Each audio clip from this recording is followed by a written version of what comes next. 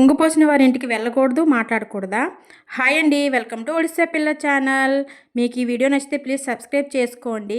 ఇక వీడియోలోకి వెళ్ళిపోదామండి. నేనైతే ఇంట్లో పనులన్నీ చేసుకొని మా తోటికోళ్ళ వాళ్ళ ఇంటికి బయలుదేరానండి. తనకైతే అమ్మవారు పోసిందండి, అదే పొంగు పోసింది అంటారు కదా.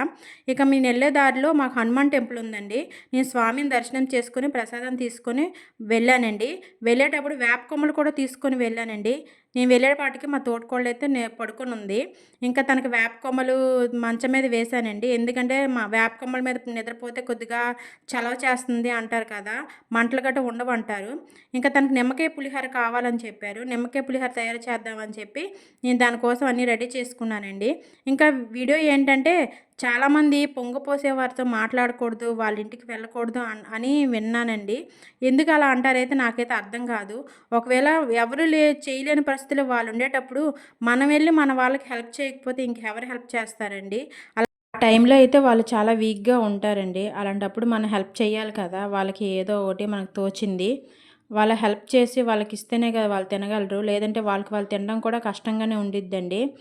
ఇంకా చాలామంది అయితే నేను విన్నది ఏంటంటే, మాకు తెలిసిన వాళ్ళు కూడా చాలామంది అన్నారండి, వెళ్తే వస్తుందంటే పోనీ ఏదో అనుకోవచ్చు, కానీ మాట్లాడినా కూడా అమ్మవారు వచ్చేస్తుంది వాళ్ళకని అంటారండి. అది ఎంతవరకు నిజమో నాకైతే తెలీదు.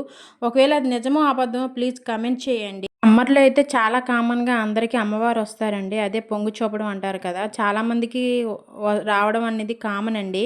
ఇక దానికోసం మనం భయపడి మన వాళ్ళనే మాట్లాడకూడదని, వాళ్ళ ఇంటికి వెళ్ళకూడదని, అలా దూరం పెట్టకూడదని నా అభిప్రాయం అండి. ఇంకా తనకైతే నిమ్మకాయ పులిహోర చేశానండి. అదైతే కొద్దిగా పుల్ల పుల్లగా ఉండేది కదా, తనకు తినాలనిపిస్తుందని అంటే నిమ్మకాయ పులిహోర చేయమంటే నిమ్మకాయ పులిహోర చేశానండి. ఇంట్లో చిన్న చిన్న పనులుంటే చేశాను. ఎందుకంటే నేను కూడా ఇంటికి ఇక్కడ చేసుకొని మా ఇంటికి వెళ్ళాలి కదా. ఇంకా వాళ్ళ ఇంటి దగ్గరలో పూల చెట్లు ఉన్నాయండి. తను పూల చెట్లు కూడా మంచిగా పెంచుతుంది. ఇప్పుడైతే తను పూజ ఏం చేయకూడదు, ఏమీ చేయకూడదు కాబట్టి పువ్వులు తెంపుకుందామని పూల చెట్ల దగ్గరికి వెళ్ళానండి. అక్కడైతే కోతులు ఎంత చక్కగా హాయిగా నిద్రపోతున్నాయో. ఇంకా పూల చెట్లకున్న పూలన్నీ నేనైతే కోసుకున్నాను.